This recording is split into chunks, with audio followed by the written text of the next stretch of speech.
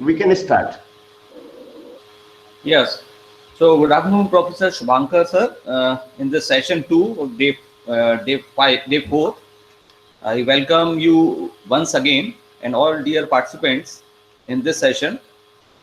So you all know that about Dr. Subhankar. He has already given his talk in last two lecture. He has discussed about CFD as a tool, prominent tool. He discussed about how the equations can be solved with high accuracy. You discussed very well the basic discretization methods in CFD. In last two lectures, he given his talk on CFD principles and practices, and second talk was on different methods of solving the fluid flow and heat transfer problems. In this session, he is going to deliver his talk on tri-diagonal matrix using Thomas algorithm. So last two session was very wonderful, sir. I hope you are all learning. So thank you, and I would like to request sir, please connect sir and give his presentation. Sir.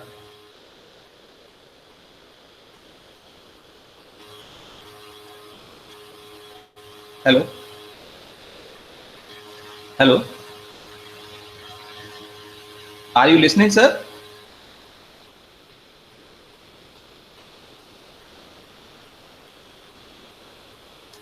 Uh, I think he's not audible. Sir, you are not audible, sir. Sorry, sir.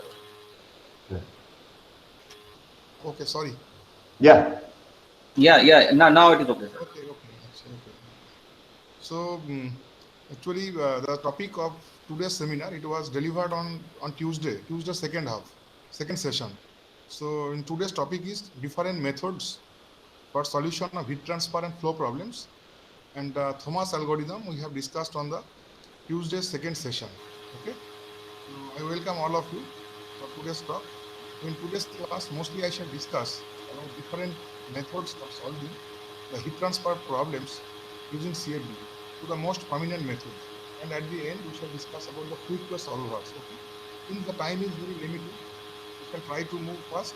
Okay, so let us just start sharing the slides and my notes.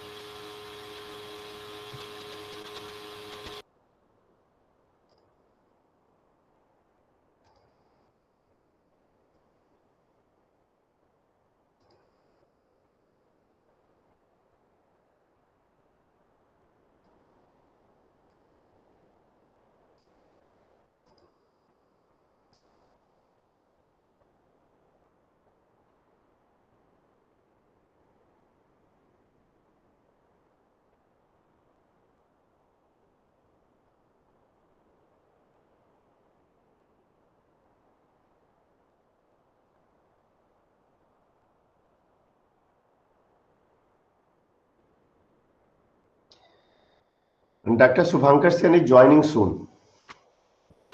Please wait. He is joining soon.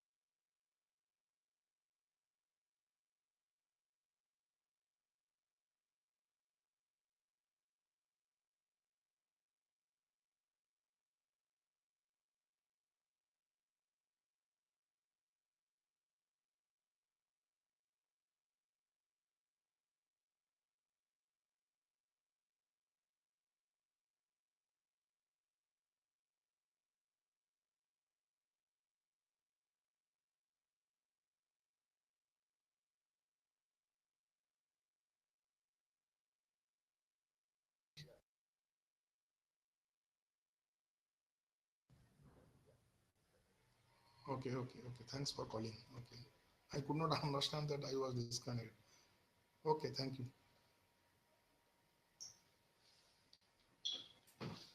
Okay, so sorry for the inconvenience. Somehow I got disconnected. Okay, so let us just continue.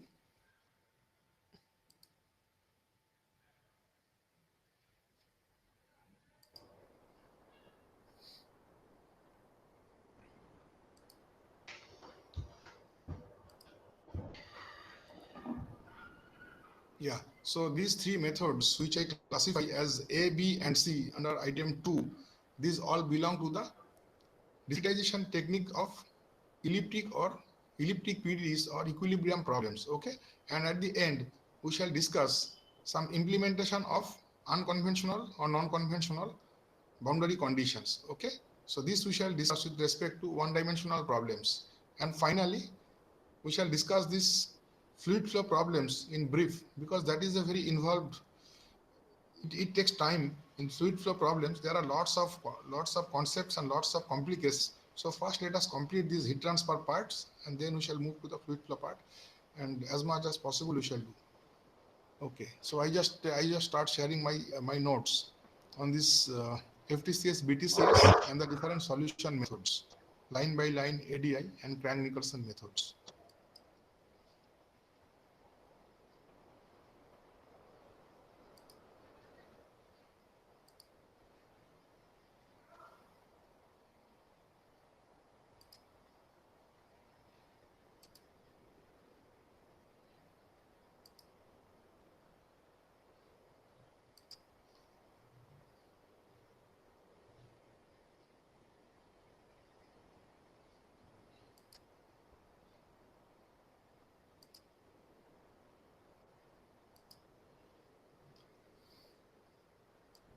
So here we start with a marching problem. So in the previous class, I have discussed about the classifications of partial differential equations. So marching problems, it can be a heat transfer problem, it can be a fluid dynamics problem, it can be a fluid flow problem. So let us consider transient heat conduction in a rod. It can be in 1 dimension, 2 dimension, or 3 dimension. It does not matter.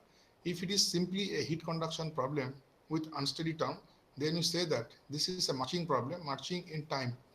And if this is a boundary layer flow problem, if we just consider the boundary layer equation, then this is also a marching problem, but that is a marching problem in space. Okay. Similarly, you know that the plate flow. Okay. So flow through a channel when one plate is moving and other plate is fixed. So this kind of shear driven flow, they also belong to these marching problems. Okay. So first we discuss how we discretize the marching problems. So let us consider U is an unknown. This U can be temperature, U can be velocity. So let us just treat that U is just a variable that is a function of space and time both. Okay. So in 1 dimension, the governing equation for this is the energy equation. Energy equation means the first law of thermodynamics. So the energy equation contains lots of terms: unsteady term, convection term, diffusion term, and source term. So if you consider only the conduction transport of heat, then the contribution from the convection term, it will be 0. And in this particular case, we are ignoring the effect of heat source or heat sink. So effectively, we have unsteady term and the diffusion term in this governing equation. So since it is U is a function, this unknown is a function of space and time. So this will be del. Okay, this you remember. Even it is an 1-dimensional problem, so this will be del U del T, not du dt. So this alpha, this is the thermal diffusivity. So this is a diffusion coefficient. The terms which are associated with the diffusion coefficient, these will be the diffusion terms. So we have unsteady term and convective term. Now, what we have to give this problem, it can be solved analytically, it can be solved experimentally, it can be this heat conduction in a rod. Okay, so this particular problem, if you consider that U is temperature, then this also corresponds to transient heat conduction in a rod. So this problem you can solve by analytical treatment. You will get exact solution. You can manufacture a rod. Okay, you can give the boundary conditions and you can do experiment to find out the temperature as a function of time at different points. And certainly you can use the CFD tools. Okay, so we are discussing about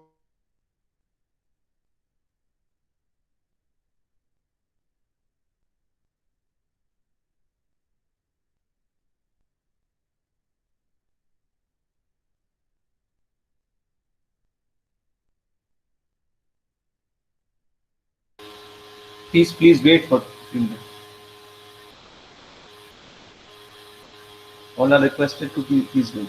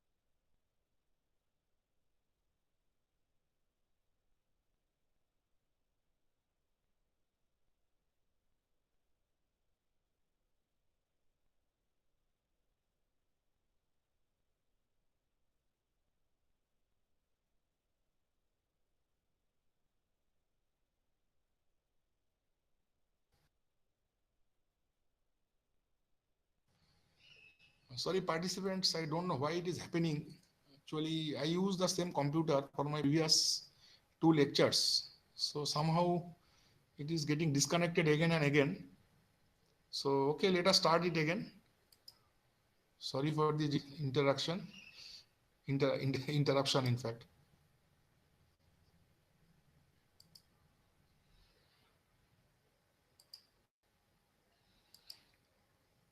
Okay, so I think these beginning parts you could have here actually that I was discussing about a marching problem. So by finite difference, so any problem, any CFD problem, this can be solved by using finite difference method, by finite volume method, or by using finite element method.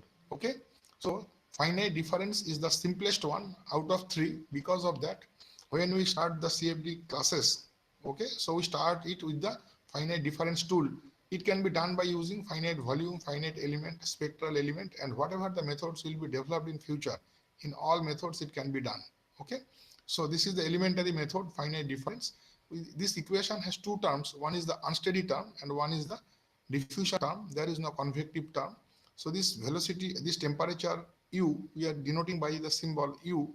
This is a continuous function of space and time. Okay, now we want to find out the distribution of temperature at different points as a function of time. To do that, we have to discretize the derivatives. So in finite difference, you have seen that all the derivatives, we discretize it by some finite difference quotients. Okay, so what we do, if we have del u del x, it starts from the definition of derivative. So if you remember in class 10 plus 2, when you learn the derivative for the first time, how do we define dt dx? Okay, simply we say that dt dx is the ratio of increment in t and increment in x when the increment of x is very small, so that it is approaching 0. Okay, so if there are 2 points, one point is point 1, other point is point 2, then if we want to say that the rate of change of temperature, if it is T is temperature, rate of change of temperature with respect to distance, with respect to spatial coordinates, we just say it is dt dx. Then dt dx, we represent it as a ratio. It is a quotient. Okay, so dt dx equals to limit delta x tending to 0 delta t by delta x. By delta t we mean t2 minus t1, and by delta x we mean x2 minus x1. So this is the simplest approach. This we say that this is the forward difference approximation of dt dx. So there are different kind of difference approximations of a derivative. It can be forward difference, it can be backward difference, it can be central difference. And this forward difference, backward difference, and central difference, these differences can have of different orders of accuracy. Okay, so this is first order forward difference, second order forward difference, third order forward difference, so on. Then it is not that we can use any whatever, suppose it is del u del t. So it is not that we can use any kind of difference anytime. So it is not that we shall use central difference. Suppose we want to discretize del u del t. Okay, so when we mean of del u del t, we generally in time we have to travel in time. So in time we only travel in the forward direction. So today we can come to the afternoon 4 p.m. but we cannot go back to morning 6 a.m. today. It means that time is a one-way coordinate. In time we can only travel in future. We cannot go back into the past. Okay, so for this unsteady term del u del t, we cannot use central difference. We can use only forward difference. When we use it as a backward difference, then also the representation is similar to a forward difference. The way we shall write, we shall show it, the representation is like a forward difference only. And this is a diffusion term. Okay, the right hand side term is a diffusion term. So we have to discretize del 2u del x2. Now this del 2u del x2, there are different approximations. You can discretize it by forward difference. You can discretize this del 2u del x2 in equation 1 by backward difference, or also by central difference. But the physical interpretation of the diffusion is that diffusion process is isotropic. This I mentioned in the previous class, that since it is isotropic, you have to put equal weightage at a particular point for discretization of the diffusion term. It means that you cannot move to the forward direction or you cannot move to the backward direction. You have to move both in forward direction and also in the backward directions. So if you are moving same distance, suppose this equation we shall write at a particular point at a particular time. Now equation 1 is valid for all points and all times. And when we go for CFD, we discretize the equation. Discretize means at a particular point, at a particular instant of time, we want this equation. Okay, so we shall put two indices. One is the index of coordinate, that is the space. Another index is for the time. These two indices we shall use to discretize this equation.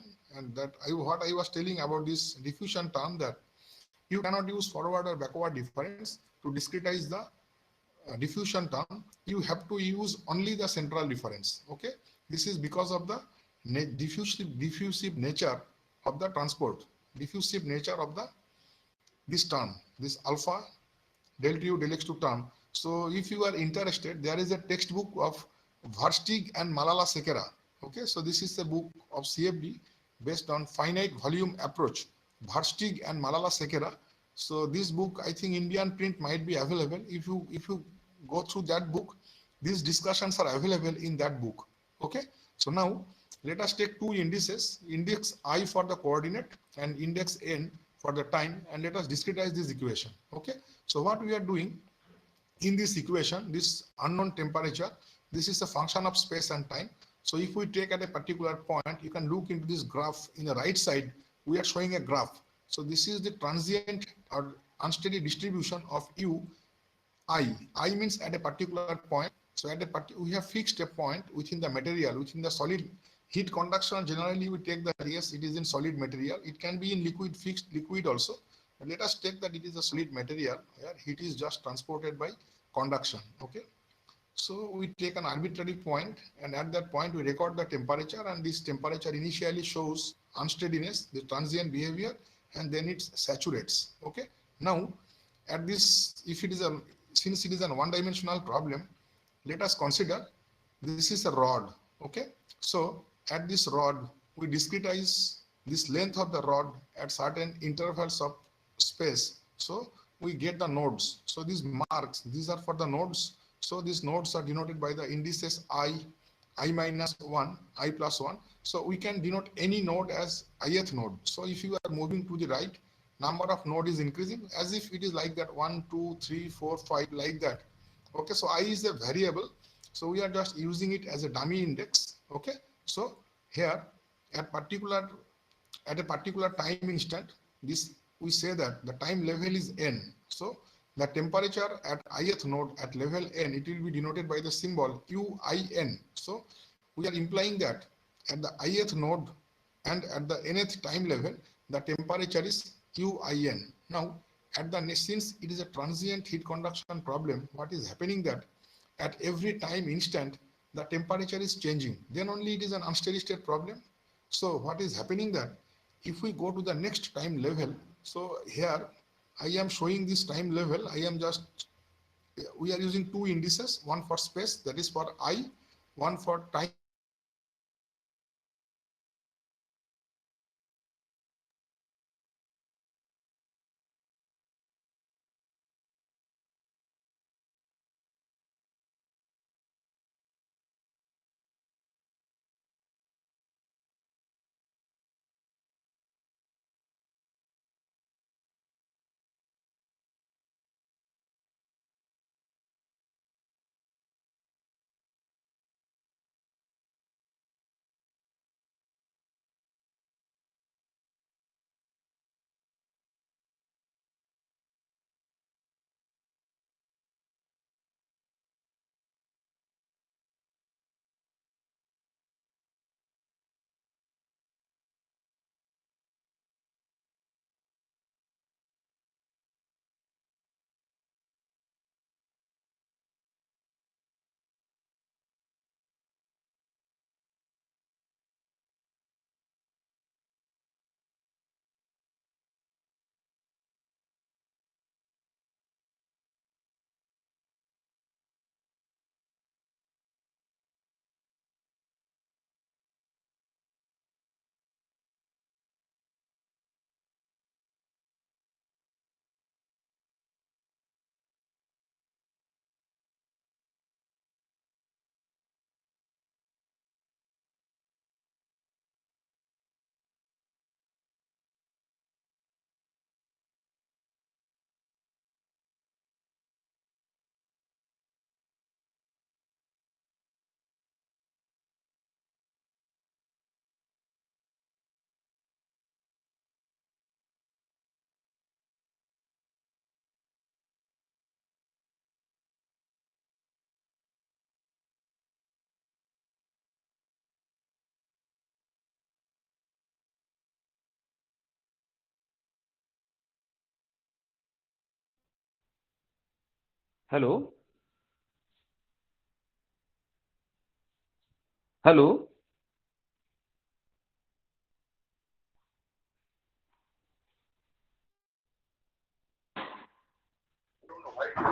Yeah, yeah. No, no issue, please join.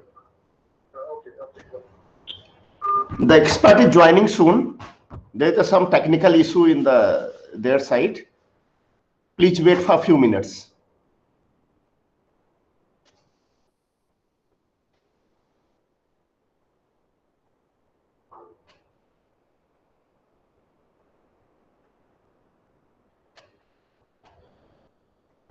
He is joining soon.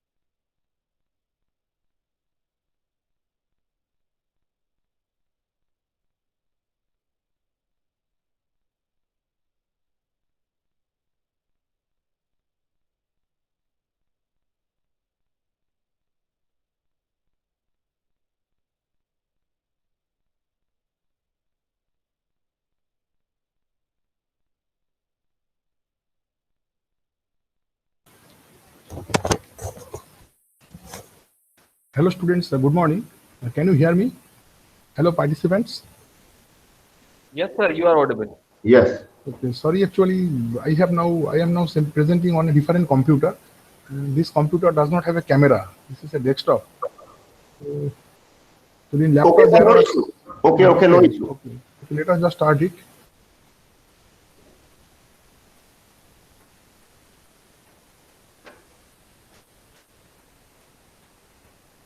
Okay, I think you can see the slides and you can hear my voice clearly. Okay. So Yeah, yeah.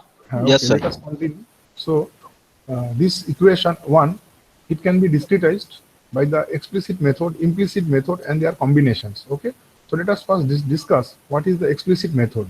So here our objective is to write a form of this equation. So I have told that in CFD our objective is to generate the generic equation, algebraic equation, which will convey the same message as the original differential equation. So this is the differential equation, a continuum equation. Now we shall substitute this equation by an algebraic equation, and that will be a generic equation that will be valid at any nodal point. Okay. So we want to write this equation in an algebraic format. To derive this algebraic equation, if we use finite difference, these derivatives we shall substitute by their finite difference quotients. Okay. So there are different definitions for this time derivative. We can do forward difference, we can do backward difference, we can do central difference. This is the first derivative. Okay. But the central difference in time, it is meaningless. So we cannot move back in time. Actually, the moving back in time is not possible, even though we say it is a backward difference. But when we give the presentation of this expression, it looks like a forward difference. Okay. So, and this is always discretized by the central difference scheme because of this diffusion coefficient. So let us move directly. What we are doing that this particular differential equation where alpha is the constant, we are writing it at a particular point I at a time level n. Okay. So this is the time coordinate here. If this is the entire time, this entire time we are dividing into certain segments of equal size. It can be of unequal size also. So this is the size of the time step. This is a delta t, and this time level starts from n equals to 1, then it keeps on increasing. Okay. And when it is n equals to 0, this is the initial condition. So when time equals to 0 at the start of these calculations, what is the value of temperature at all the nodes? That is the initial condition. We write IC. Okay. So if it is a transient problem, this condition is compulsory. Without initial condition, we cannot solve the problem. And this is the spatial distribution at the time level n. These are the nodal points. This is an one-dimensional problem, so maybe you can treat it as heat conduction problem in a rod. Okay, so if this is the rod at n plus 1th level. So at nth time level, we have discretized it into different points: I minus 2, I minus 1, I plus 1. These are arbitrary points, so you can think that I minus 2 is node 1, I minus 1 is node 2. So I is increasing in the right side. It is like that 1, 2, 3, 4, 5, 6 you can consider. So it implies that at ith node at nth time level, this is the temperature. So at the same point, after the time of delta t, temperature will be different. So this is the new temperature. So ui at n plus 1th level is not equals to ui at nth level. Here actually we have written n plus 1 at this as a subscript. Generally we write I as a subscript and n plus 1 as a superscript. So let us move directly to this expression. When we are going to discretize this equation, what we do, we use forward difference in time and central difference in space. Okay, so we are writing FWD, forward in time and central in space. Here we have written it. So this is simply written as in acronym FTCS, forward in time and central in space. If we do this, so if we get this forward difference approximation, so this n plus 1 I am writing as a superscript. Okay, we are not writing as a subscript, we are correcting it.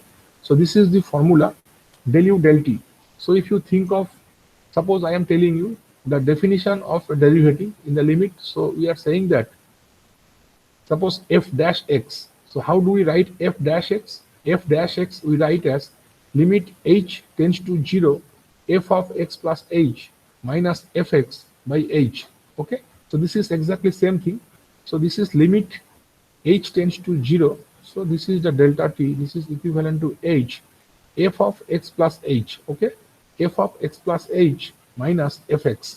f of x plus h is at future time, it is in forward direction moving towards the future, so it is at the same point. So for this left hand side discretization, this is point is constant at the same point. Okay, so what we are doing here, point is, this is a function of time. This you should be careful. We are this derivative is a function of time, so this will be at a fixed point with variable time.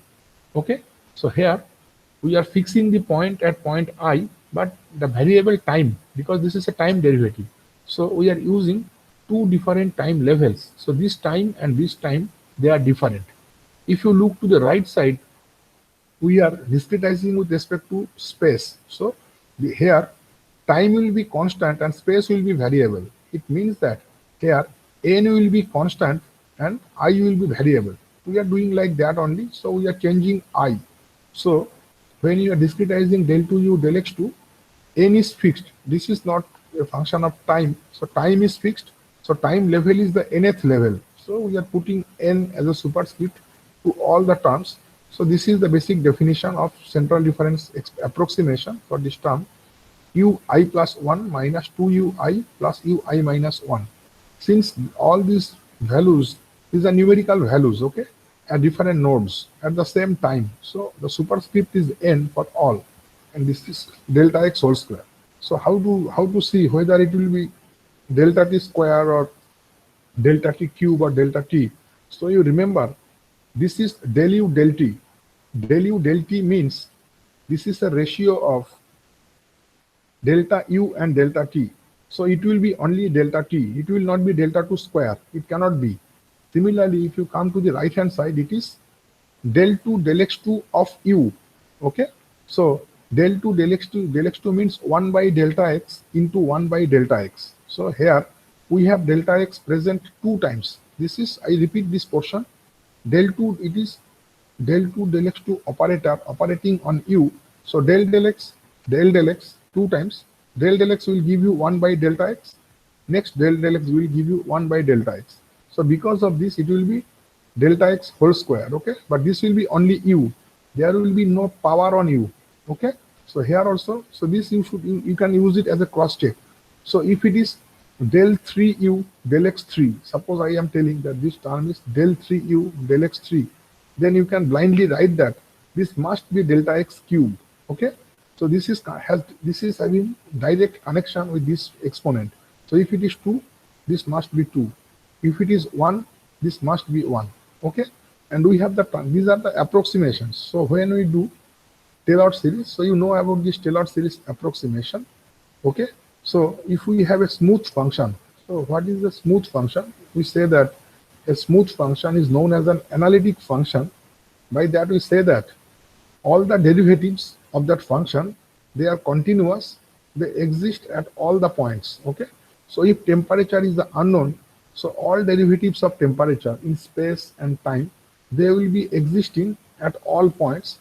And that if you draw the function with a pen, this will be a continuous curve. It will be a smooth curve in your drawing. There should not be discontinuous jumps or discontinuous drops.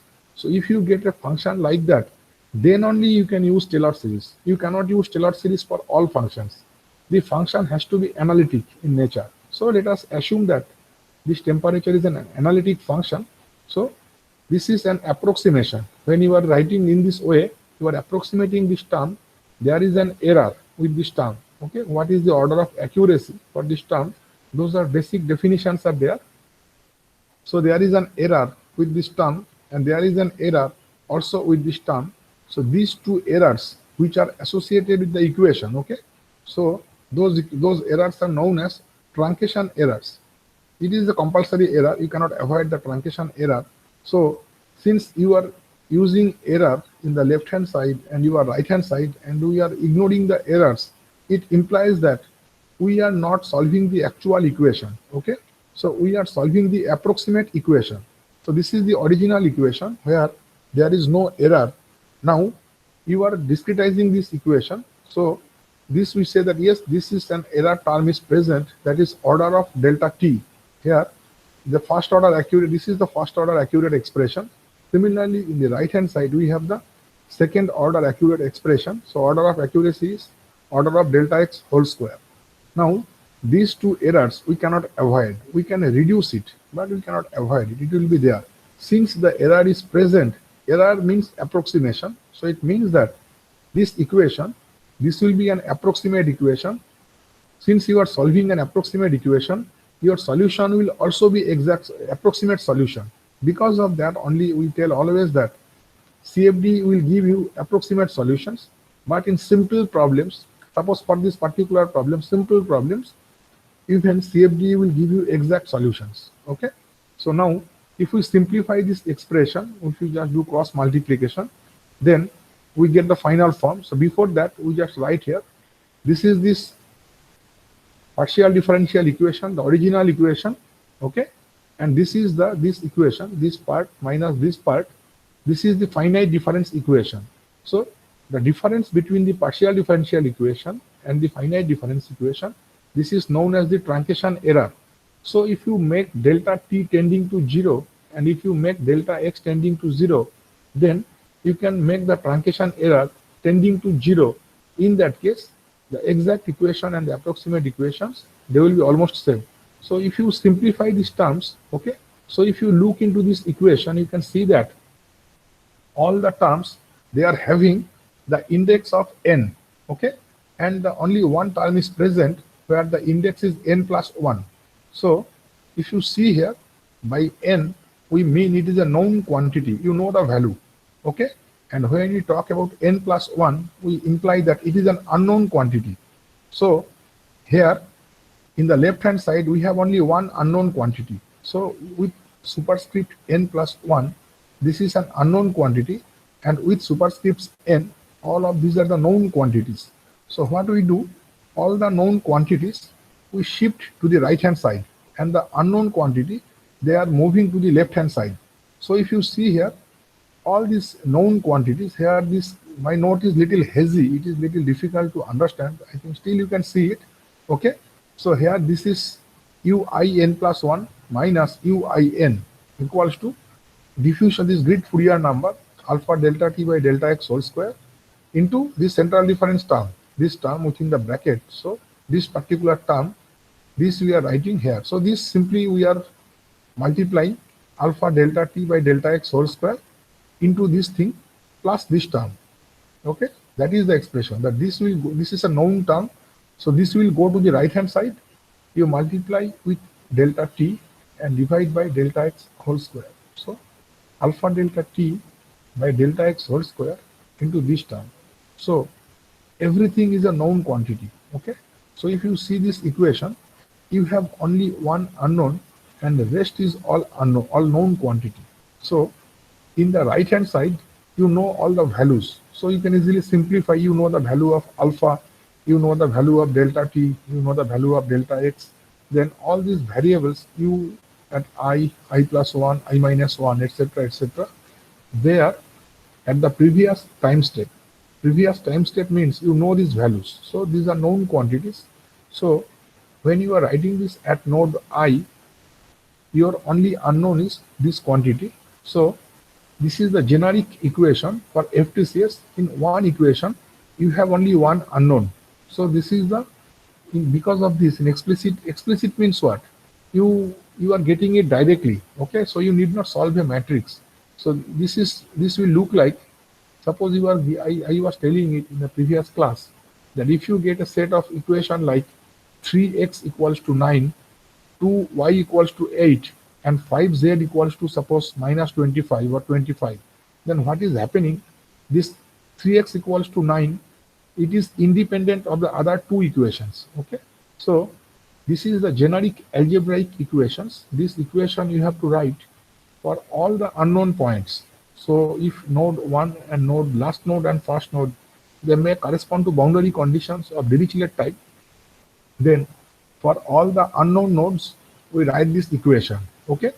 using I, suppose if the left side node in the rod will be I equals to 1 and temperature is given. So we don't solve there. We shall start for I equals to 2. Okay. So here I will be equal to 2. So this I plus 1 will be 3 and I minus 1 will be 1. So this will be a boundary condition term and these values you already know. Okay. So from here you are getting this temperature. It means that if you are using explicit approach, the equations for different nodal points, they are independent of each other. So these equations for explicit approach, they are not simultaneous equations or they are not coupled equations. So in explicit method, when you write these equations in a matrix form, they look like a diagonal matrix. So I have given one example here that in explicit method, the grid stencil, the structure of the grid will look like this. Okay. So there is only one unknown. Okay. So this is at nth time level. This is at n plus 1th time level. So this is standing for node I. This is node I minus 1. This is at node I plus 1. So at node I, at time level n plus 1, we need these three temperatures at I minus 1, I and I plus 1 at nth level to calculate the temperature at node I at n plus 1th level. So this is only one unknown with three knowns. So I have shown three examples, three equations that I was telling it. Suppose 3x equals to, you can take them as u2, u3, u4. So 3u2 equals to 9, 2u3 equals to 8, and 5u3 equals to minus 25. Then you can say that this is the equation for u2, this is the equation for u3, and this is the equation for u4. In every equation, there is only one unknown. So if every equation there is only one unknown, it is a trivial solution. Simply you can say, yes, x equals to 9 by 3, x equals to 3. So to calculate this u2 or x, you need not depend on the remaining two equations. It means that if you want to find out this quantity, you need not depend on this or this, and this is valid for all equations. So when it happens, we say that we are solving decoupled equations. So the solution is trivial. We really don't invert a matrix, or we really don't solve a matrix problem. So in explicit problems, in explicit approach, we don't solve a matrix problem. So you should remember that when you are using explicit approach, it must be a matching problem. Other than a matching problem, you cannot use explicit approach. So if it is the matching problem or equilibrium problem, whatever it is, you can use the implicit approach, which we shall show now. So in other case, if you find that your matrix is not a diagonal matrix and you have multiple terms, okay? So if you see, I have shown another example here, a matrix of 3 by 3 size, where these equations, one equation will have all unknowns. Okay, so if you see here, I have written 3, 1, 9. Okay, so let us consider this first row of this second case. This is the first case, this is the second case. So first row is 3, 1, 9, and this is x, y, z, and right hand side is 1, first row. So this equation will be 3x plus y plus 9z equals to 1. So what is happening that in this equation, x, y, and z all are present. So you have one equation, first equation, but you have three unknowns. Similarly, so you cannot solve for x or y or z independently. Okay, you don't have any unique solution. If you have only one equation, you cannot get a unique solution. You will get infinite number of solutions for x, y, and z. You cannot also tell that this is the equation of x, or this is the equation of y, or this is the equation of z. Okay, but in the previous case, you can tell very clearly, explicitly you can tell that this is the equation for x, this will give us x, this will give us y, and this will give us z. In the second case, you cannot tell that this will give us x or y or z. So these are the simultaneous equations or coupled equations, but these are not simultaneous equations. These are not coupled equations. These are independent equations. So such kind of diagonal matrix system, these are outcomes of the explicit methods or the FTCS methods, and such kind of non-diagonal matrices or coupled equations or simultaneous equations, they are outcomes of the implicit discretization. So when you are using implicit method, you have to generate a matrix and you have to solve it. So it means that when you are solving a CFD problem, actually we are going to linear algebra. This you have to understand, that we are starting with a problem, but it is reducing to a solution of a system of simultaneous equations. So if you solve a CFD problem, suppose you are solving flow past a circular cylinder. Just I am telling a basic rudimentary problem. If you are solving flow past a circular cylinder, so this in this solution, half is CFD work and half is linear algebra. Linear algebra means you have to solve the matrix. So in any CFD problem, every time we are solving a matrix. So matrix algebra has a very important role in the solution of CFD. So this is the background about this FTCS approach. Okay. So let us move to the BTCS approach, which is known as the implicit scheme. Okay. So we start with the same equation. Okay. So this is known as the backward in time and central in space. Okay. So in this case also what is happening that we don't write this equation at n plus nth time level. So since we are not able to go back in time, now you cannot go back 30 minutes, you cannot go back in the morning today. Okay. So in time level, in reality, we cannot go back. Because of that, to take care of that, we don't write it at nth level. We discretize these equations at n plus 1th level. So this is the difference at the starting point. So we are writing this equation at the same point, but at different time level at n plus 1. So this is the difference in the starting with the explicit scheme. So you see what we did for the explicit scheme. For the explicit scheme, it was n. Okay. But for the implicit scheme, it is n plus 1. Okay. So this is n plus 1. Then what we do, if you discretize this term is, as I have told that, this term is independent of space. This is a function of time. So it means that this will be a function of n or n plus 1, and this will be I will be constant. So this is a function of time only, n only. So for both of these terms, this I is constant. So I is constant, and we are going to the backward difference. Okay. So if you go for the backward difference, what we do, if you remember dt dx, if we go for the backward difference of dt dx, we say that dt dx equals to ti minus 1 by delta x. Okay. So this is that thing. Whatever the superscript we have to subtract 1 from here. So if you subtract 1 from here, then we are getting, this is becoming n plus 1 minus 1. So this is becoming n. So this is looking like a forward difference expression. This is the trick actually. Okay. So if you see here, this looks like a forward difference expression. But why this is backward difference? Because this part is also at n plus 1th level. So here, this is a function of space only. Time will be constant. So I will be changing. So it is I plus 1, it is I minus 1, but time is constant. So time is fixed for all n plus 1, n plus 1, and n plus 1.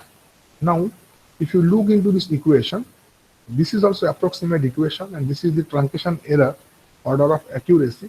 So the terms with n, this is a known term, and the terms with n plus 1, these are the unknown terms. Unknown terms we put to the left hand side, and the known term we put to the right hand side. So it has 4 unknown terms. Out of these 4 unknown terms, one term is common. Okay, so this is a common term. So ui n plus 1, here also you are having ui n plus 1.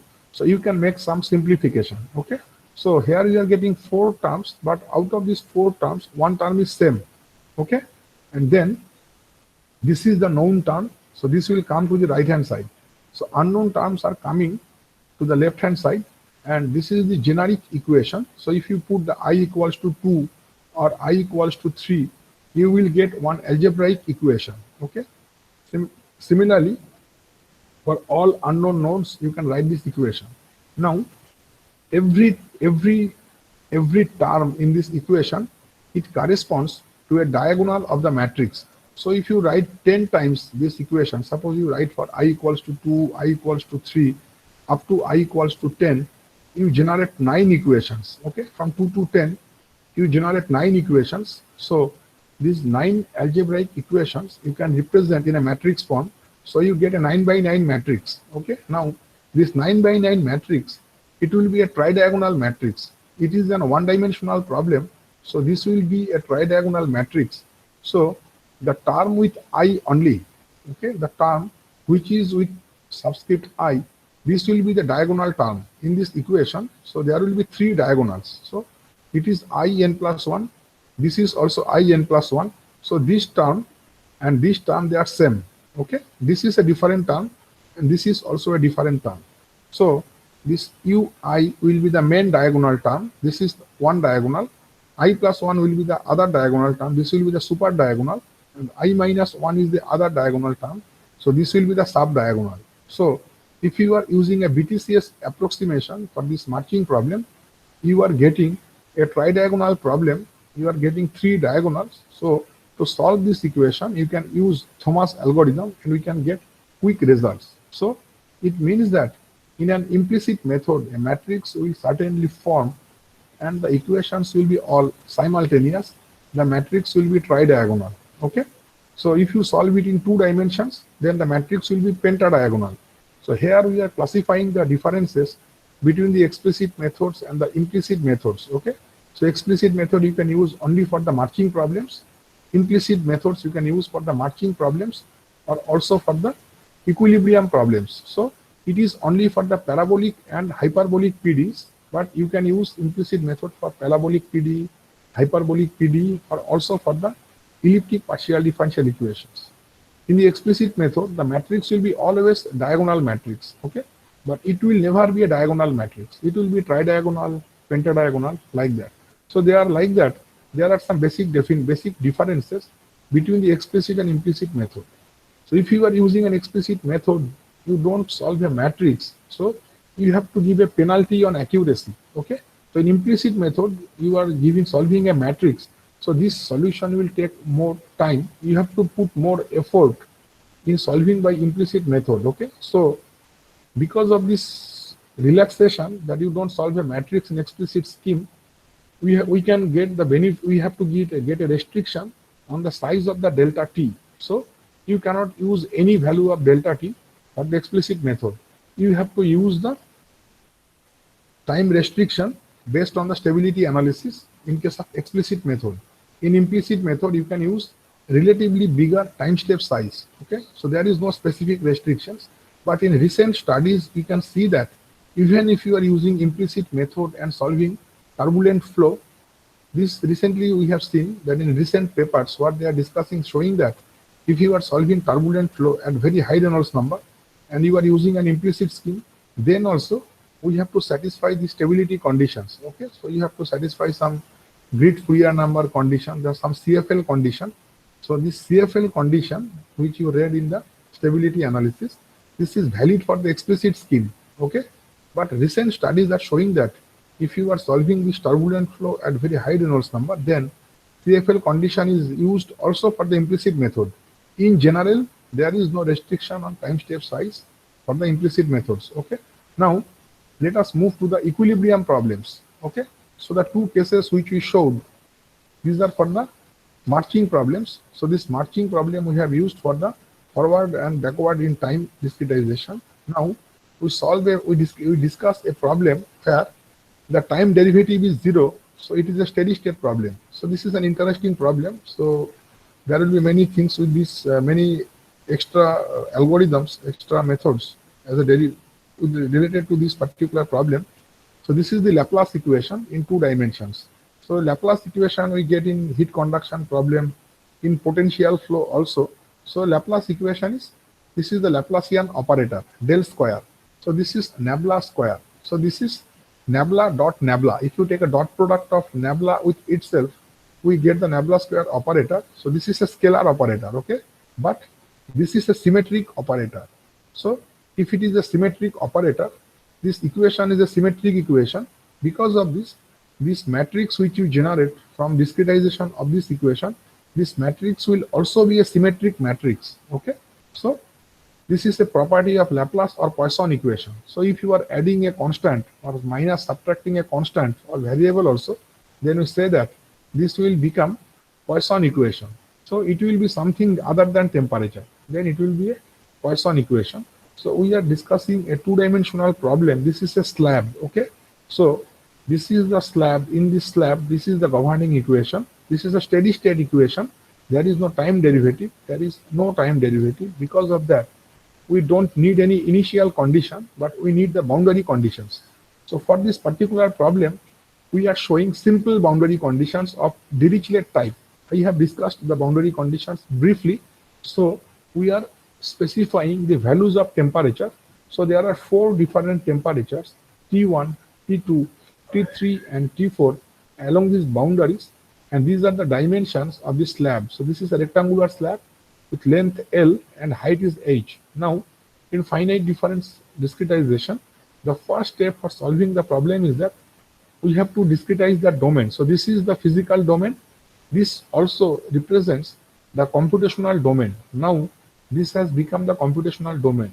So our first task is to locate the coordinate system and its origin. So this left corner, this is the most convenient position to start the discretization. So this point we identify as 0, 0, and we put the coordinate system here so that this bottom boundary, it is aligned with the x-axis, and this vertical boundary, this left boundary, this is aligned with the y-axis. Now, these are the grid lines. Okay, so in this particular problem, this was the boundary given. Now, we are drawing lines which are parallel to x-axis, and we are drawing lines, vertical lines, which are parallel to y-axis. So we say that this particular case, this is known as the grid. Okay, so this is a finite difference grid. Okay, and these intersection points, these are known as the nodal points. So these are the boundary nodal points, and these are the internal nodal points, and these values are known as the grid size. Okay, so this distance is delta x, this distance is delta y. So they need not be same. So they can be same, they can be different. So this is grid size, and these lines, these are known as grid lines. Okay, so if you look into this particular picture, you can see that there are 2 types of grid lines. One type of grid line, this is parallel to x-axis, and another kind of grid line, these are perpendicular to perpendicular to x-axis. It means that there are 2 families of grid lines. One are parallel grid lines, one are perpendicular grid lines.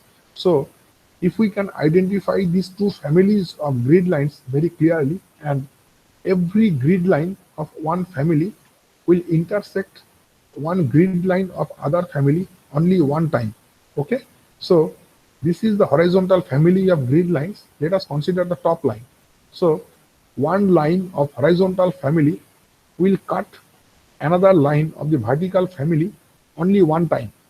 It means that this line, this top line and the second line, they cannot intersect more than one time. Okay, if it happens, then you say that this is a structured mesh.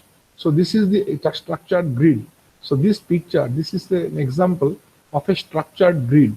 So in a structured grid, we can identify the grid lines. Okay, and then these are the grid points, intersection points, where actually we are writing these equations. So the indices which you are using as I or J, by I, we mean actually these grid points, these nodal points. Okay, so in 2 dimensions, we have I and J together. So this will represent an IJ point. Okay, and then in this particular picture, these grid lines are parallel to x-axis, they are parallel to y-axis. Such grids are known as Cartesian grids. So this particular problem, so this grid represents a Cartesian and structured grid. Okay, but this is a non-uniform grid. Now let us move we don't have much time. Let us move quickly. So here we are defining the boundary condition. x equals to 0, it means the y-axis. So this is the y-axis. Here temperature is T4. So we are defining these boundary conditions. Okay. So in the continuum sense, temperatures at all points on this boundary, this is T4.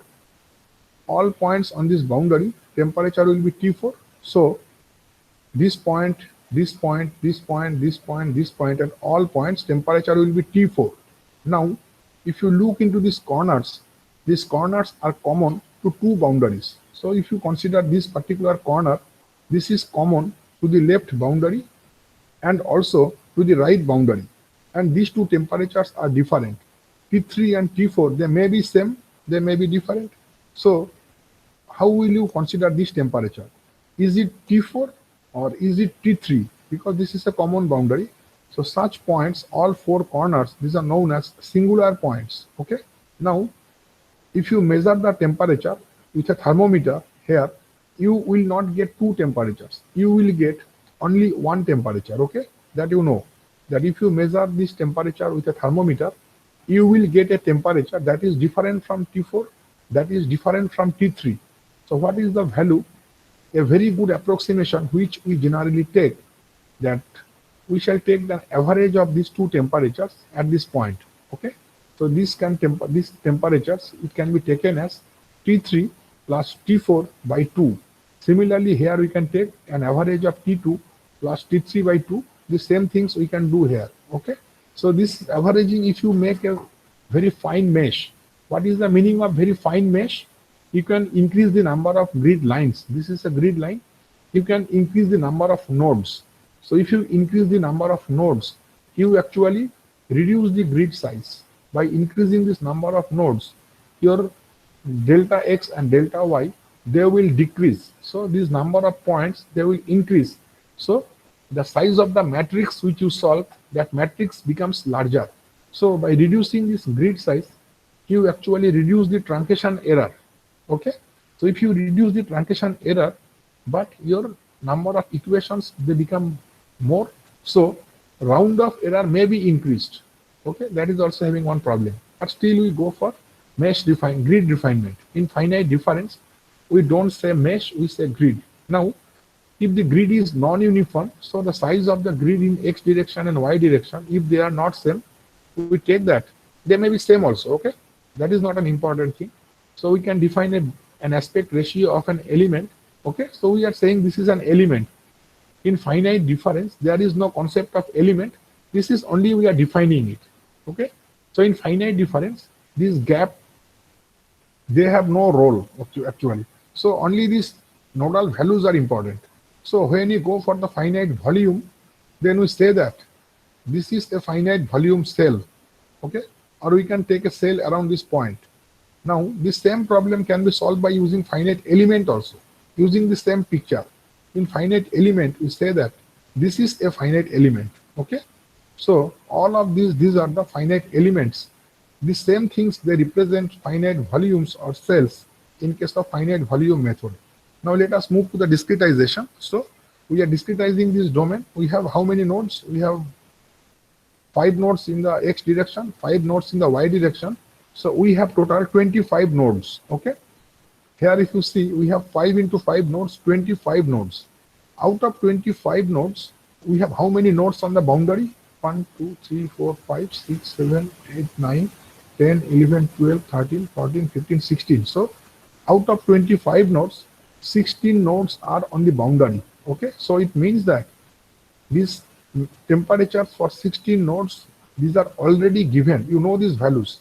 So these 16 nodes, these temperatures, you know that these will be either T1 or T2 or T3 or T4, or at the corner they are averages. So these are the internal nodes. So there are 1, 2, 3, 4, 5, 6, 7, 8, 9. There are 9 internal nodes at which we don't know the solution. Okay. So the matrix for this particular picture, you have to write this equation after discretization, you have to write for all these internal nodes. You will write these equations for 9 nodes. So you will get 9 equations. At every point, you are getting only one equation. So you are getting 9 equations. So the matrix size will be 9 by 9. Okay. So if you are solving, suppose 2 equations, at every point. In that case, in every equation there will be two unknowns. So you have to write two equations at a point. But for this particular case, we are solving only one equation. So every node will have one equation. So 9 unknown nodes, they will have 9 equations. So the matrix size will be 9 by 9. Now if you increase this number of nodes, matrix size will increase, computation time will increase. Okay. So since these are the diffusion terms, these are the Laplacian operator is the diffusion operator. So since these are the diffusion operator, by default you have to use the central difference. You cannot use any other scheme. Okay. So arbitrarily we are taking one point as ij. I is the index along this vertical line. Okay. I for vertical line, j for horizontal line. So if you go back to this picture, this horizontal line, this is standing for j equals to 1. So in this direction j is increasing, in this direction I is increasing. So this line is for I equals to 1. Okay. So this is I equals to 1, I equals to 2, I equals to 3, I equals to 4, I equals to 5. J equals to 1, J equals to 2, J equals to 3, up to J equals to 5. So I and J, these are dummy indices. You can use any index. You can use MN, OP, anything. Generally, I and J are used. So in finite difference, every node, we need the index I and J. So if you say for this particular point, I is 3, and we say for this point, J is 3, J is 1, J is 2. So this particular point, the coordinate will be denoted by the symbol 3, 3. So it means that this will be 1, 1, okay? I equals to 1, j equals to 1. This will be I equals to 2, j equals to 1. So this is 1, 1. This will be 2, 1. So every point we can denote by indices I and j. Okay. It means that in finite difference, since there is a structure, since you are using a structured grid and the grid lines are orthogonal. Okay. So these grid lines are perpendicular to each other. This is a compulsory condition in finite difference. We don't need this condition in finite element or finite volume. So these angles can be anything. It need not be 90 degrees. In finite difference, it must be 90 degrees. So finite difference you can use for a circular disc also. So if it is a circle, okay, if it is a circle, then also you can use finite difference. So it is not that finite difference you can use only in the Cartesian system. You can use in the spherical system, in the polar system also. It is possible. Only condition is that the grid lines, they will be orthogonal. They will be perpendicular to each other. Okay. Now, since we are dealing with I and J, in unstructured grid, there is no concept of I and J. Okay. We cannot define I and J. In unstructured grid, we don't grade such kind of grid lines. They don't exist. Grid lines, we don't identify any family of grid lines. Because of that, we cannot use finite difference method in the unstructured grids. Now, this is the governing equation. We discretize it at any arbitrary point ij. So if this is ij, this is constant I, this is constant j, this is I plus 1j, this is I, so this is for constant j. So this is I plus 1j, this is I minus 1j, this is for constant I. So this is ij, so this will be ij plus 1, and this will be just ij minus 1. So this is delta y, this is delta y, this is delta x, and so on. Okay. Now, this is the definition of central difference derivative, okay, by using finite difference. So from here, we directly get these terms, and here you are getting these same terms, okay. So if it is y, then it is not a function of I, only j will change. So if it is with x, so j will be constant, I will change. So this is with respect to x, so j is constant, I is changing. This is with respect to y, index for y is j, so j will change and I will not change. So here I is constant, only j is changing, okay. So now you simplify it after, and you define this, use this definition of beta also, okay, aspect ratio. After simplification, you will get, this is the generic algebraic equation, which is having 5 terms, okay. This equation is having 5 terms. Why it is having 5 terms? You have 5 nodes, okay. First node, second node, third node, fourth node, fifth node. So for every node, there is one index, okay. Only this is the common index, okay. you have actually 6 terms here, 1, 2, 3, 4, 5, 6, but this central term, this term and this term, they are same. So effectively you are getting 5 terms for 5 nodes. Every node will give you one diagonal. Okay, so this will give you the main diagonal. The node where you are writing the equation, the node where you write the equation, that term will give you the diagonal term. So this is ij, this is ij, ij. So this will give you the diagonal of the matrix. So this will give you the diagonal of the matrix, and these remaining 4 neighbors, these are known as the neighbor nodes. They will give you 4 more diagonals. Okay, so 2 diagonals above the main diagonal, 2 diagonal below the main diagonal. So we shall get 5 diagonals, one from here, one from here, one from here, one from here, and rest from here. So this will give you pentadiagonal matrix. It means that if you are solving Laplace or Poisson equation in 2 dimensions, you are getting penta means 5. You are getting a pentadiagonal matrix. If you go in 3 dimensions, you are getting 7 diagonals. So you generate a septadiagonal matrix. In 1 dimension, we generate only tridiagonal matrix with 3 diagonals that we have discussed. Now, as we have told that these are the 9 unknown nodes. Okay, so we have to write this equation only for those nodes. So for this particular node, this index I is 2, this j is 2. So to write this equation at this point, you have to write 2, 2. I will be 2, j will be 2. So in this generic equation, this is the general equation, you put I equals to 2 and j equals to 2. If you put it here, we are doing like that. Okay, first you put I equals to 2 and j equals to 2. You are getting this equation. Okay, now when you are writing this equation at this point, this is I equals to 2 and j equals to 2. Then what are the nodes? You are getting 5 nodes. If you write it here, you are getting this node, this node, this node, and this node. So if you write this equation here, this will be the finite difference stencil. This is known as the stencil. This will contain these 5 nodes. This is not coming into picture. Okay, so when you are writing now, this temperature and this temperature, this is part of the boundary condition. Okay, so you know these 2 values, but these 3 values you don't know.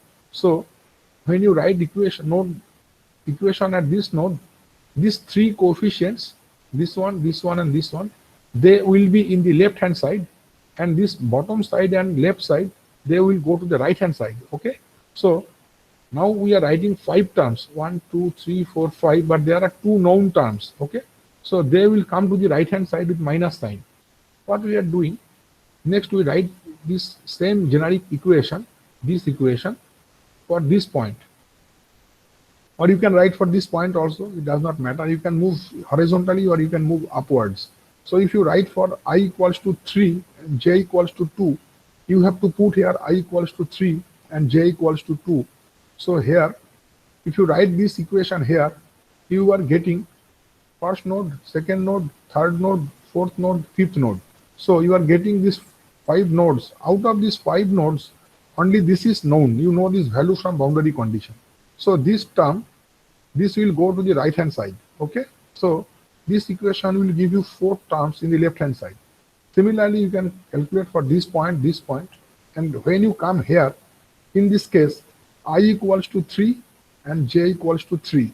So if you see here, when you write this equation at this point, then we have all 5 nodes and none of them is located on the boundary. So these nodes are not on the boundary. So only for this nodal point, when you write this equation, you don't have any term in the right hand side. Every term is unknown. So all the terms will be located in the left hand side. So you can generate your equations, algebraic equations up to this point. Okay, so this is one algebraic equation. So here we are summarizing. We have written all 9 equations. Okay, so this is first equation, second equation, third equation. So there are total 9 equations. It starts from 3, ends up to 11. So there are 9 equations. Okay, now the known terms are coming to the right side. So there is only one equation where the right hand side is 0. So this is the central node. Okay, this node, this is with node 3, 3. So everything is unknown here. So this is 0. Otherwise, in every equation, there is some right hand side term. So now if you write this, if you press, these are system of algebraic equations. So what finite difference has done, you had the differential equation, the Laplace equation. Now you have converted it to the system of equations. Okay, so this system of equations, now you can write it in AT equals to B format or in the matrix format. So this is the AT equals to B format. So these left hand side portions, this is actually AT and this is the B term. Okay, so there are 9 equations. So it will give you a 9 by 9 coefficient matrix. So this is a 9 by 9 coefficient matrix, and these are the unknown vectors, 9 by 1 unknown vectors and 9 by 1 known right hand side vectors. So these are the boundary condition values. Directly putting the boundary conditions and the value of beta, you can get this value. So if you look into this matrix, you have 5 diagonals. Okay, this is a square matrix. I told it must be a square matrix. So this is a diagonal, this is the main diagonal. Okay, then we have the super diagonal. So this is the first super diagonal. Then there is a diagonal with 0. Okay, then there is another super diagonal with beta square. It means that this matrix has 2 super diagonals, but they are not adjacent. So there is one gap of 0 in between. So if you increase more grid lines, if you have more grid lines, so difference between this adjacent, difference between this diagonal and this diagonal, there will be more. There will be more zero diagonals here in between. Okay, then same thing is happening at the bottom also. So effectively we have 5 diagonals. So this is a pentadiagonal matrix. First diagonal, second diagonal, third diagonal, fourth diagonal, fifth diagonal. This is a pentadiagonal matrix, and this is a symmetric matrix. So Aij equals to Aji. So if you think of this term, will be A14. Okay, this is first row, fourth column, A14. So if it is symmetric, it should be equal to A41. So fourth row, first column. So for example, this is A41. Like that, if you just compare, you will see that this is a symmetric matrix, and these terms, this non-zero terms, this is a sparse matrix. I told that matrix must be sparse. So most of the terms, they will be 0, and you can see that at least half of the terms, they are 0. So this is a sparse matrix, and this is a banded matrix. Okay, so the terms are present only on certain diagonals. The diagonals, they form a band. Okay, so this is the banded matrix with 5 diagonals, and bandwidth is known as, the bandwidth is 3. The bandwidth is, in this case, actually there are some 0 diagonals. So we say half bandwidth, we say that half bandwidth is 3. Okay, if you go for one direction, half bandwidth means this diagonal, and the next non-zero diagonal. So half bandwidth is 3, and bandwidth is 5, total 5 diagonals. So how this matrix can be solved, this we have discussed to some extent in previous class. Okay, so these are some methods. You can solve it by direct method, you can solve it by iterative method. So these are linear equation solvers. These are not CFD solvers. Okay, so up to the generation of this matrix, then it is CFD problem. After you have this matrix, then it is not a CFD problem. Then this is a problem of linear algebra. Then you have to just solve this matrix, not by using some CFD technique, but by using some mathematical solver. So you can use by Gauss elimination, Gauss-Seidel, and many other advanced conjugate gradient, many other advanced methods. Now, this is a constant, this is a known term. This, you know all the values of this. This is the coefficient matrix. So these terms, they are not functions of temperature. You know these are all values. So this can be 0.5, this can be 2, anything. So these are just scalars, and they don't depend on the temperature. So we say that this is a linear system of algebraic equations. Now, this equation, this is a linear equation. Okay, so if we have one temperature outside, so if it is looking like T del 2 T del x2 plus T square del 2 T del y2, if we got this equation like that, then this equation would be non-linear. It is a linear equation.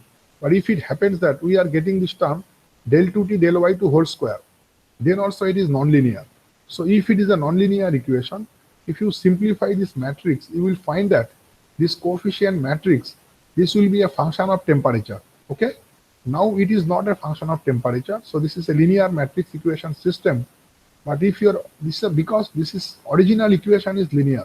But if your original differential equation is non-linear, then this coefficient matrix will depend on temperature, and this will also be non-linear. Now, the basic equation solvers which we discuss here, these are the linear equation solvers. So Gauss elimination, Cholesky method, so many methods we discussed. So these are used only for the linear equations. Okay, these are linear equation solvers. This you should remember. Okay. Next, this line by line method we discussed very briefly. Okay. So if we discretize it here, so line by line method is a combination of Gauss-Seidel method and the Thomas algorithm. So what it does that, this is a mixed solution method.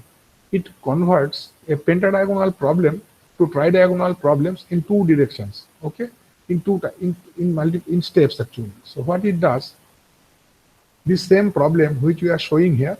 Okay, so these are the grid lines. Let us consider that at nth level we know all the solutions. Okay, so these are the boundary conditions. So this is for a particular problem. So we know the boundary conditions, and we have to find the temperature at all the internal points. So when we start the solution, we have to give initial guess. Okay. So in any CFD problem, whether it is steady state or unsteady state, here we are discussing with steady state problem, you have to assign the temperature or velocity, whatever be the unknown, at all the points. So that is the initial guess. Now, when you calculate for the first time, using the initial guess and using the boundary conditions, you can get these solutions. Okay. Now, when we have these solutions, then using these solutions and using these boundary conditions, you can get solutions for the next grid lines. Okay. So this approach is used here. So we are traveling. I shall show it how is it done. First let us explain this picture. Okay. So we are solving line by line. What is the meaning? This by line, we mean by horizontal lines or by vertical lines. You can travel like this, or you can traverse upwards. Okay. So we know the boundary conditions. Then we have to solve only for these nodes. We don't know this interior data. So what we do? We shall solve only for these nodes in the first step. Then we shall, using these data, we shall solve for the second nodes. Then we shall solve for these nodes. So how is it done? Then to do that, we convert this equation which we generated now. This equation, this is for pentadiagonal system. This equation, we convert it to a tridiagonal system. To convert a tridiagonal system, so suppose we are writing this equation at this point. Okay. So when we are writing the equation at this point, we are dealing with these 4 extra points plus this point. So we are dealing with a pentadiagonal matrix. Now, out of this pentadiagonal problem, these 3 nodes, they are located on the same grid line. Okay. So these 3 nodes, they are located on the same grid line. So their I index is same and their J index is different. And for these 2 nodes, the I index is same, but J index is different. So what we can do? We can bring this top node and the bottom node to the right hand side. We can treat these 2 node temperatures as a known quantity. Okay. So to understand this, first we have to understand this particular discretized equation, that when we are writing this equation at this point, we are getting temperatures at all 4 neighbors. Okay. And this is the temperature. Now it has 5 nodes. Now if we want to apply Thomas algorithm, it should have only three data. Only other 2 data you have to bring to the right hand side. So if you arrange it in such a manner that this data and these data, they are known. If you can arrange them to make to be known, then these 3 will be unknown. So if these 3 will be unknown, then you can solve these 3 nodes as a tridiagonal matrix problem. Okay. So this logic is used for solving by line method. First we solve for this node, for this line. Using this data, then you go to this line. Okay, so let us first see that how are we arranging this equation. So the basic equation which you are getting, this you can represent this ij term, okay, in this format. So we are simplifying here further. If you see here, this is the final form. So here what we do, the terms which are having only I with variable only j, the terms with constant j but variable I, we keep them to the left hand side, and the terms with variable j but constant I, we move them to the right hand side. So if you look into this expression, let us look into the terms on this row. So these are having constant j. So we are identifying the terms with constant j. So this is j, this is j, this is j, and I is variable. So I plus I minus 1, I plus 1, these are variable. We treat them as unknown. So unknown stands for n plus 1. Okay, so we are putting the superscript as n plus 1, and then we have two more terms, this term and this term. So we treat them as a known term. Okay, so this term was present, this term we bring to the right hand side with superscript n. So this term is, what is this? This is I j plus 1. So this is I j plus 1, this term. This term is coming from here, and you know the solution from the initial guess. Okay, so you are solving it by you have guessed some value at this point, so you know the value. If it is 0 also, still you know this value. So this is this value, and now in the line by line approach, when you are solving from one line to the next line, what we do, we are to come to this line. When you are coming to the second line, by that time you have solved this line. So within the same iteration level, when you are coming here, you have solved this line. So already you know the value. In the same time level, your time level is n plus 1. Without solving this line, you cannot come here. Okay, so when you are coming here, by that time you know all these values. So you need only this value. So this is ti j minus 1. This is ith line. So this is jth line. So this must be j minus 1th line. This is j minus 1th line. So this is ti j minus 1. So constant I lines. So this is the value you just calculated. This is just a fresh value, you have it now. Because of that, this is also a known quantity, and this is from the initial guess. So this right hand side, it has become a known quantity, and these nodes, they have become unknown quantity. Now you are writing this equation, you are starting it from here. Okay, you write it from first node, this is your ij. Now in this way, when you write this equation, this is the generic equation. Okay, so keeping your constant j, you can vary your I from here up to here. Okay, so here this is your generic equation. This equation you will write for a constant j, and you will vary I. So when you are solving for this line, you are fixing this j equals to 3. Suppose this is j1, j2, j equals to 3. So for j equals to 3, you will vary I from this I, you will vary from I equals to 2 to I equals to I max. Okay, so when you do this for a constant j, you are getting in this particular problem how many rows, how many equations? You are getting 1, 2, 3, 4, 5. You are getting 5 equations. Okay, so this equation will give you 5 equations, coupled equations for this row. So this will be a tridiagonal matrix. So for this row, you have a tridiagonal matrix. You solve it by Thomas algorithm. If you solve it, then you know all these temperatures. Okay, so using these solutions, now you will go here, you will come here. So you have to solve this temperature. Okay, so now same logic you have to use when you are going to solve for this point. This, and this. These will be your unknown temperatures, but this is known from the boundary condition. This you have calculated just now.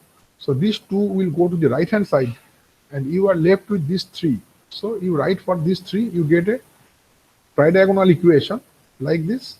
Then you start your I from here I equals to 2 and I is going to I max up to this much. Okay, then again you are getting 5 equations to solve by Thomas algorithm.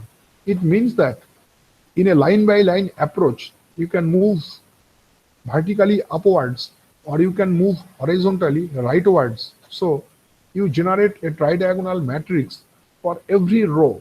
So for this row, you will generate a tridiagonal matrix, you will implement the Thomas algorithm, and you will get the solution. Okay, so if you have so many rows, for every row you have to create a tridiagonal matrix, and for every row you have to implement Thomas algorithm. So in this particular problem, you have 3 unknown rows, so you have to implement Thomas algorithm 3 times. Okay, is it clear? Hello? Yes, sir. Yes, sir. Okay, so this is the illustration of the line by line method. Okay, so this is a very interesting approach. So to understand the line by line method, you have to understand the Thomas algorithm. Okay, so we have discussed it in the previous class that you have to understand the Gauss elimination properly. So if you understand the algorithm for Gauss elimination, then understanding Thomas algorithm will be easy. Okay, now let us move to the ADI method. So this sketch is not clear actually. This is not that good, but I shall explain it properly so it will be clear. Okay, so this is also very useful approach. So nowadays, actually this is not that clear. Somehow the picture has come poor. Okay, so this is known as the ADI method. This is known as the alternating direction implicit method. Alternating direction implicit method. So we shall show that this method you can use for solving the equilibrium problems, this elliptic partial differential. So this kind of problem, this you can use by using this ADI method. Okay, so what we do, we in ADI method also we use the Thomas algorithm.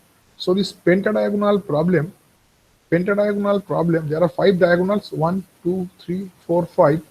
The pentadiagonal problem is converted into 2 tridiagonal problems. Okay, so let us see what we do. Okay, so when we are going from calculations, when we perform the calculations, we move from one iteration to another iteration. So these are steady state problems. In steady state problems, there is no concept of time level, but there is a concept of iteration count. Okay, so you have to understand that when we go for the unsteady state problem, it is having time level plus iteration count. Iteration count is how many times you solve the matrix. Okay, so iteration is for solving the matrix only. And then when you are going for the steady state problems, you don't have any time level. There is no time step size, there is no time level, but you have the iteration level. So suppose if I say that yes, we are iterating 10 times, the meaning is we are solving the matrix 10 times. Okay, for every iteration, we are solving the matrix 1 time. So let us go to the ADI approach. So what we do, we are showing this ADI approach for this equilibrium problem where there is no time level. So this n, it represents the iteration level. Okay, so this is also for iteration level. There is no time level. So from first iteration to second iteration, so let us consider that this is a particular problem. We are solving a heat transfer, heat conduction on this geometry. So this is a 2-dimensional slab. Okay, so here we have suppose 4 by 4 nodes. Okay, we have 16 nodes. Let us consider we have 16 nodes. Okay, now we know the temperatures at these boundaries. So we have to find out these 4 temperatures. To find out these 4 temperatures, if you want to implement this ADI method, what we have to do, we have to perform the integration. So we are showing 3 different iteration levels. This is at nth iteration level. Now the same grid line, you are just projecting your data from nth level to n plus 1th level. So you know the solution at nth level. Using this solution, you will find out the new solution at n plus 1th level at the same 4 nodes. Okay, so what we do, we just traverse it with the same structure, and then between nth level and n plus 1th level, we introduce another level that is in the midway, that is the n plus halfth level. Okay, so between n, at the middle of n and n plus 1, we introduce another time level. So this problem, which was a single step problem, it will directly go from n to n plus 1. We are converting it to a two-step problem. We are converting it from n to n plus half, and then from n plus half to n plus 1. Okay, so we can do two sweeps. Suppose what we are doing here, in this case, we are fixing j is constant. We kept our j constant, and then we implemented our TDMA, Thomas algorithm. Similarly, we can keep I constant and vary j, and we can again implement the Thomas algorithm. Okay, so if we are keeping x is constant means j is constant, then we say that we are using x sweep. Okay, otherwise, if we are keeping I constant, then we say that we are keeping y sweep. What is the meaning of x sweep and y sweep? Just let us see here. Here, what we have done, whatever the steps we have followed here, that is x sweep, whatever we have done. So we are solving for a particular horizontal line, then we are moving to the next horizontal line, then we are moving to the next horizontal line. So we are solving for a particular x line. This is known as x sweep. If we go for a particular y line, then we come to next y line, then we come to next y line, then it is known as y sweep. Okay, so this line by line method is then what we have discussed here. This we have solved as an x sweep method. In ADI method, we do both. So in the first half, there are two halves. In the first half, we use it as x sweep.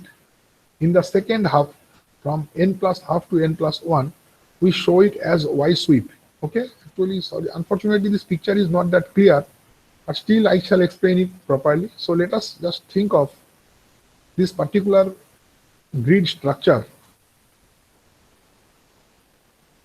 This is the structure. So with respect to this structure, we are explaining.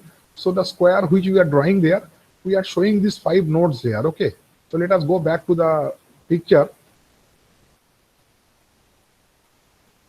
In this case, we are considering this is our ijth node. Okay, so this is ij. If this is ij node, then these 4 are the neighbor nodes. So this is I plus 1j, constant j. Okay, for x sweep we keep j is constant. So this is ij, I plus 1j, I minus 1j, I comma j minus 1, and I comma j plus 1. What we do, the equation which we have there, we are traveling from n to n plus half such that we treat these lines, these nodes on this horizontal line as unknown. So the terms with j constant, we keep them as unknown, and the terms with I, constant I, we keep them as known, and we shift them to the right hand side. Okay, so what we are doing, this is the unknown quantity, so this is Tij. So Tij at n plus halfth level. So this is Tij at n plus halfth level. Okay, this is unknown. This is equals to, this will involve this temperature and this temperature. So this is I minus 1j. So Ti minus 1j, this will be with n plus half, and this will be Ti plus 1j at n plus half. So this is Ti plus 1j at n plus half. Then you have 2 temperatures. Okay, one temperature is this one temperature is this one. They are both known, and these 2, they will go to the right hand side. So these 2 are the known temperatures. These 2 are the known temperatures. So this is Ti comma j plus 1. This temperature is Ti. This is I line. So this is Ti comma j plus 1. So this you have put initial guess. This you know from your initial iteration, previous iteration, or from your, you know from this nth level actually. So this temperature you know from nth level. So you are putting it Ti comma j plus 1 at, these are the known solutions. Okay, these solutions you are projecting. So what you do, you solve this data by using this data, and then when you will use this, when you will solve this, you will use this data, because these are the latest data. In all the iterative methods, we use the latest data. So to solve here, we know the results of n minus 1 also, or we have to use nth level data. So for this point, already you know the solution, okay, from nth level data. So this is ready-made data, available data. So this is a known data. And for this point, when you are coming here, by this time you have solved it. Okay. So this is, here it is looking like a boundary condition data, but if you have more number of grid lines, so when you are coming here, by that time you have solved it. Okay. So we are using this index superscript n plus half current. N plus half means current, n means old. Okay. So this is Ti comma j minus 1. This is Ti comma j minus 1 at this latest data. So in X sweep, you will do for this line first. You will use TDMA. So this is giving you a tridiagonal matrix. So first diagonal, second diagonal, third diagonal, these are unknowns. So these will give you a tridiagonal matrix. These are the known things. So you will solve this and you will get the results. Next, you will move to this line. You will generate another tridiagonal matrix and you will get the solution. So by using Thomas algorithm at n plus half level, you have the entire solution. Now, using this result, you want to solve for the n plus 1th time level data. So now you don't have anything as n, this is over. So now to solve this data, you will use current data and the previous data. So previous data now will be n plus half and current data will be n plus 1. Okay. So in this case, you will use Y sweep. To use the Y sweep, you will use constant I. Okay. So the terms with constant I, they will be treated as unknown data as n plus 1, and the terms with constant j, these terms and this term, they will be used with n plus half or n plus 1 based on the position. Okay. So in the second step, we are showing that at this point, this is Tij n plus 1. Okay, current data Tij n plus 1, the same expression. Okay, the expression is same. Only the difference will be in the superscript. Okay. So here, what we are doing, when you are writing here, this will be constant I. Okay. So this is constant I. This is j plus 1. This is unknown. I, j plus 1. This is unknown. So you are putting it n plus 1. This is also unknown.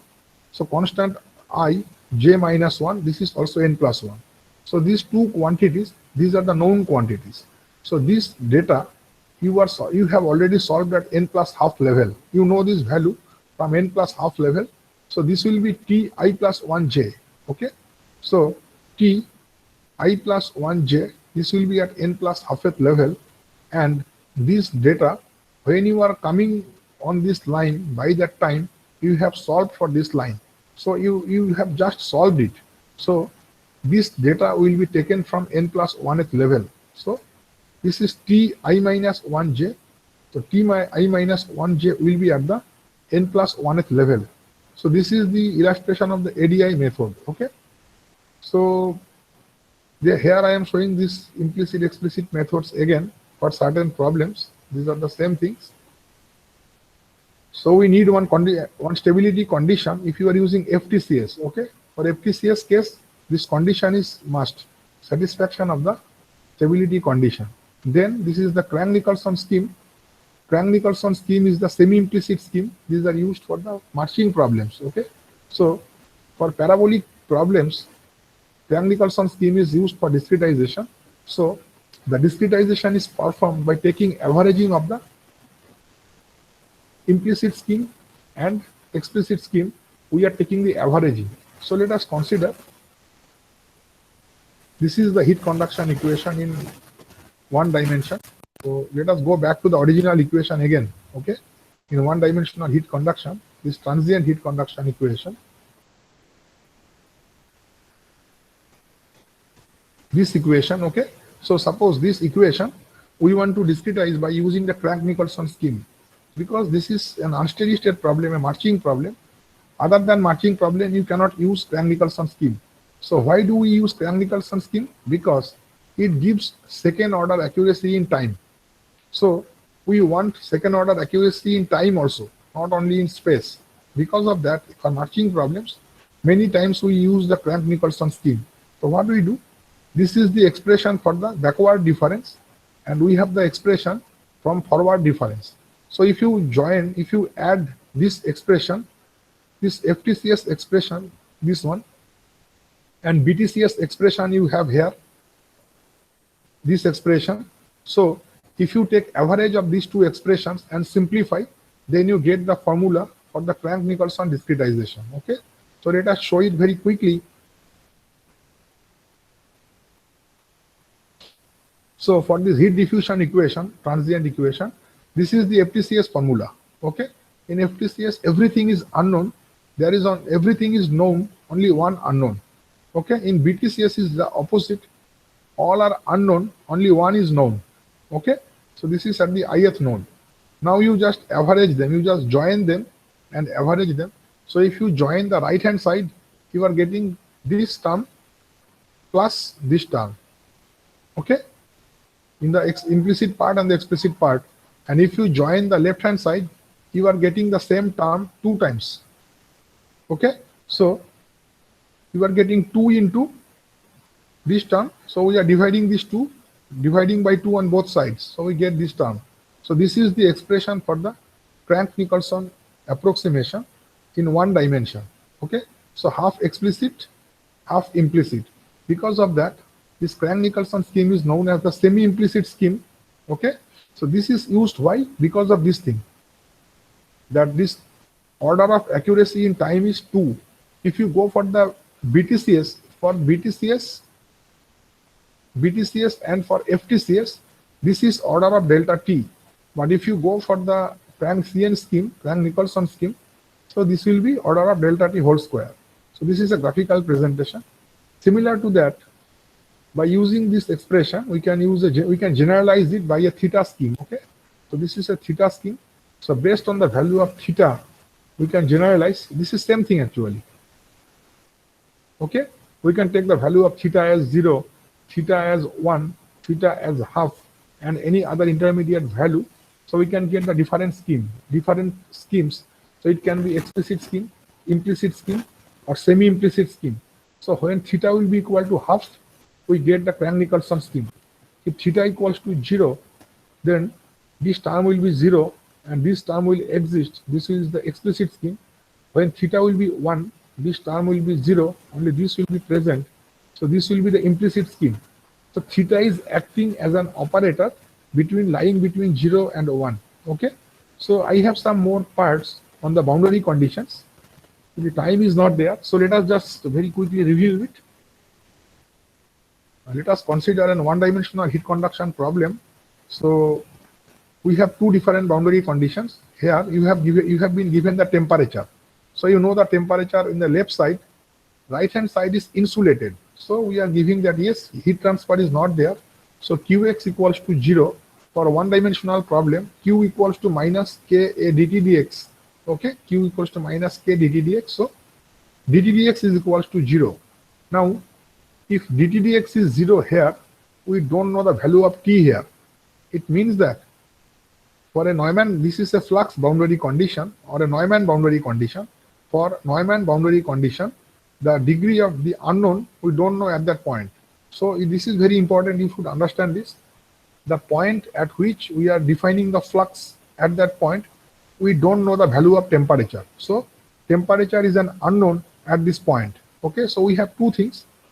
This dt dx equals to 0 at this point, and this is the Laplace equation for heat conduction in one dimension. In 2 dimensions, we write del 2t del x2 plus del 2t del y2. In one dimension, it will be d, del will be d. Now, we are discretizing this rod into 10 segments. So 10 segments will involve 11 nodes. So we have 11 nodes. Out of these 11 nodes, the node 1 here, you know the temperature. So this is a Dirichlet node. And if you come to the right side, this is a Neumann node where you know the flux, but you don't know the temperature. It means that you don't know the temperature at 10 points. First, second, third, fourth, fifth, sixth, 7, 8, 9, 10. So you have to discretize this equation and write this equation at 10 unknown points. So you will generate 10 equations and you will get a 10 by 10 matrix. So the coefficient matrix will be of size 10 by 10. So these equations from equation 2 to equation 9, equation 1 to equation 9, you will generate very easily. So there is a trick for writing this equation at node 11. This you will do by using the boundary condition. So how to do that? If we discretize this Laplace equation simply by central difference, okay? So we write it for all the, this is the generic equation. We write this equation for all points. So if you write this equation, this particular equation at this last node, this is, we don't have any rod. This is the rod is ending here. So the material, it is ending here. We don't have any node here. But if we write this discretized equation at this point, at T11, then we are getting a temperature at a node which is T12, okay? But here we don't have any material. So really, we don't have any node here. So this situation is coming here. This is the original equation. If you put here Ti plus 1 minus 2Ti plus Ti minus 1, this you will write for the second node onwards up to the 11th node. When you are writing for the Neumann node, the last node, then this is giving you T12, okay? But this is a non-physical node. This you don't know. So to what we have to do? We have to just use the method of images. So we just use an imaginary node here. Okay, this is an imaginary node, just same distance away from node 11. Then at this node, we have the dTdx equals to 0 condition. So implement this condition at this node, dTdx is 0. Just use the central difference formula for heat conduction problem. Then we are getting that T12 equals to T10. So in this equation, you can put that T12 is equal to T10. If you implement this condition, then you are getting that this is your final equation at node 11. Okay. Now you have all the equations. So if you write these equations together, what is happening that you are getting the tridiagonal matrix. Okay. So this is a tridiagonal matrix for this particular problem, where to implement the Neumann boundary condition at this one of the boundary, you are taking help of the method of images. So this method is known as method of images. Okay, so you are still getting the tridiagonal matrix. Only difference is that all the terms are -2. Okay, but the last term, it is different. So it is changing from -2. Okay, so to implement Thomas algorithm, you have to take care of this particular term. Now, this method can also be this equation can also be derived by using one-sided backward differentiation of higher order. Okay, so you can use backward differentiation of higher order and still you can get the equation at this point. So the boundary condition is an exact solution of an equation. So the equation obtained by discretizing the boundary condition, it will also be valid. Okay, so if this is this ith node, okay, and if we implement backward difference scheme, backward difference is an one-sided approximation of second order. So this is the expression that dTdx at ith node, it will involve I minus 2, I minus 1 and I itself. Okay, for second order accuracy, you are having 3 terms. Okay, for second order, what I have told you that just for cross-checking, whatever be the order of accuracy, it does not matter. If x is 1, this will be always 1. If it is 2, this will also be 2. So whatever is the accuracy does not matter. This will be delta x to the power 1 if it is x. If it is x2, then this will be delta x to the power 2. Okay, so this is the formula. Now for our ith node is node 11, this is node 10, this is node 9, we have marked it. So we can write this equation. So this is the equation at the last node. Now if we write this equation at the last node, this matrix, it does not remain a tridiagonal matrix. Okay, so because of this last equation, we have this coefficient of this 9th node. Because of this node, whatever the coefficient it is having, this term minus this one term, this is not, this is a term, this is destroying the tridiagonal structure of the matrix. So you can do some manipulation and you can make it 0 by changing them. The last equation, then you can implement the tridiagonal matrix algorithm.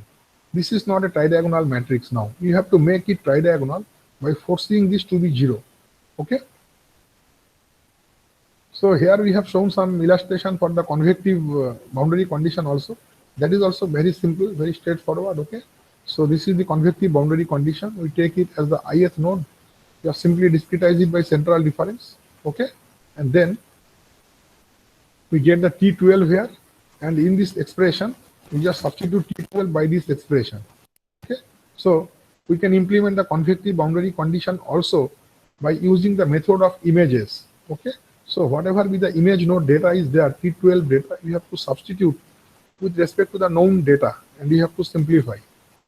Okay. So we end here. So actually, because of time constraint, we could not discuss this fluid flow part. Okay. Actually, fluid flow part is more involved. Actually, it takes lots of things are there in the fluids part. So let us stop here.